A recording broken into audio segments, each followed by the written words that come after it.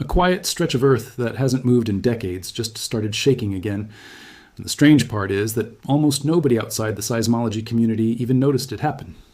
Somewhere beneath a stretch of land most people have never thought twice about, a fault line that had gone silent for years has suddenly come back to life. And the pattern showing up in the data is the kind that makes seismologists sit up a little straighter in their chairs. If you want to understand exactly what's happening underground right now, why this particular fault matters more than people realize, and what scientists are quietly watching for in the days ahead, stick with me because I'm going to walk you through all of it. And if this is the kind of breakdown you find useful, go ahead and subscribe right now so you don't miss what happens next. Let's get into it. Let me start with the simplest way to picture what's going on, because once you see the shape of it, everything else clicks into place. Imagine a rope that's been slowly stretched for years, held together by friction at a few key points. As long as those points hold, nothing happens on the surface. But the moment one of them slips, even slightly, the tension has to go somewhere. That's essentially what a fault line is, two slabs of rock locked against each other by friction while the ground around them keeps trying to move. And what we're seeing right now is that grip starting to loosen in a section that had been quiet for a long time. Here's the immediate situation. Over the past several days, monitoring stations have picked up a cluster of small earthquakes along this fault. Nothing large enough to make headlines on its own, but the pattern is what's catching attention. Instead of one isolated tremor, we're looking at a tight sequence, dozens of small quakes stacking up in a short window, clustered close together in both time and location. Most of these have been in the magnitude 2 to 3 range, the kind that people living nearby might feel as a brief jolt or might not notice at all. But seismologists don't just look at the size of individual quakes. They look at the pattern the swarm makes, and this particular swarm has a shape that tells a story. Now here's where I want to be honest with you, because part of my job is telling you what the official reports say, and part of it is telling you what I'm actually watching. On paper, a swarm like this looks fairly ordinary.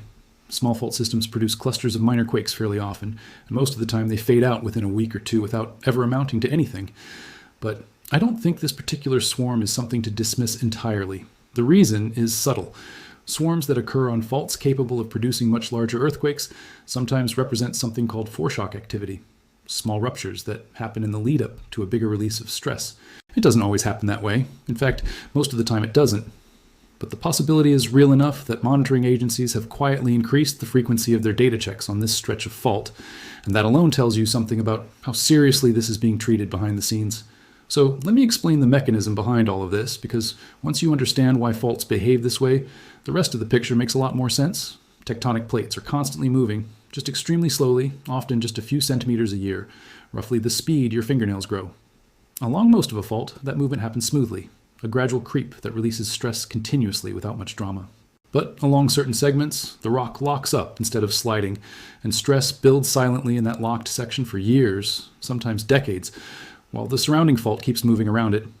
Eventually, that locked segment has to catch up to the rest of the fault one way or another, either through a slow, gradual release or through a sudden and much more dramatic one. What makes this particular section interesting is that it sits directly beneath a segment that has historically been capable of producing significant earthquakes. And it's been unusually quiet for an uncomfortably long stretch of time. A quiet fault isn't necessarily a safe fault.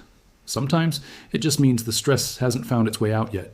Let me lay out the timeline as clearly as I can, because understanding how this swarm has evolved over the past week tells you a lot about where things might be headed. It started small, a handful of tiny quakes, barely registering on local sensors, the kind of activity that happens on minor faults all the time and rarely gets a second glance. Then, within about 48 hours, the frequency picked up noticeably, more events per day, and slightly deeper into the fault structure than the initial activity. That deepening pattern is one of the details worth paying attention to, because when seismic activity migrates downward or along a fault line rather than staying fixed in one small pocket, it can indicate that stress is redistributing across a wider section rather than staying contained. By the middle of the week, the swarm had produced its largest event so far, still relatively modest in size, but notably it was followed almost immediately by a secondary cluster in a slightly different location along the same structure. That kind of behavior, one segment slipping and then triggering activity in a neighboring segment, is exactly the sort of chain reaction seismologists watch closely, because it shows the fault isn't behaving as a single isolated point of stress. It's behaving as a connected system. As of the most recent data, the swarm hasn't shown signs of slowing down. If anything, the spacing between events has tightened slightly, which some researchers view as a mild warning sign, though far from a certainty of anything larger to come. I want to keep repeating one word here, and that word is could. We're still in a phase where multiple outcomes are possible, and this is exactly the kind of situation where jumping to conclusions does more harm than good. Some swarms like this simply burn themselves out over the following days as the stress redistributes harmlessly. Others taper off for a while and then flare back up months later. And in rare cases, a swarm like this precedes something considerably larger. The honest answer is that nobody can tell you with certainty which of these paths this particular sequence will take, and any seismologist who claims otherwise isn't being straight with you. What I can tell you is which signs would suggest things are trending toward a more serious outcome, and which signs would suggest the opposite. If the swarm continues migrating along the fault, expanding into new segments rather than staying contained, that's generally viewed as a sign of increasing concern. If the average size of the quakes within the swarm starts climbing rather than staying flat or declining, that also raises the level of attention. On the other hand, if activity begins spacing out further apart, with longer gaps of silence between events, and if the swarm stays confined to the same tight patch of fault it started in, that's typically read as stress finding a slow, manageable outlet rather than building towards something abrupt. Right now, we're sitting in a genuinely uncertain middle ground, not calm enough to dismiss, not alarming enough to sound any kind of serious warning. Now let me pause here because I'm curious about something, and I'd genuinely like to hear from you. Have you ever felt a tremor without realizing at first what it was? That split second where your brain tries to explain away the shaking before it clicks that the ground actually moved? Drop a comment and tell me where you were and what it felt like, because those moments tend to stick with people far longer than they'd expect. Let me widen the lens for a moment, because this swarm isn't happening in isolation from the broader picture of the region. This fault sits within a network of interconnected structures, and stress transferred from one section doesn't always stay neatly contained to where it started. When one part of a fault system shifts, even slightly, it can subtly redistribute pressure onto neighboring faults nearby, occasionally nudging them closer to their own breaking point.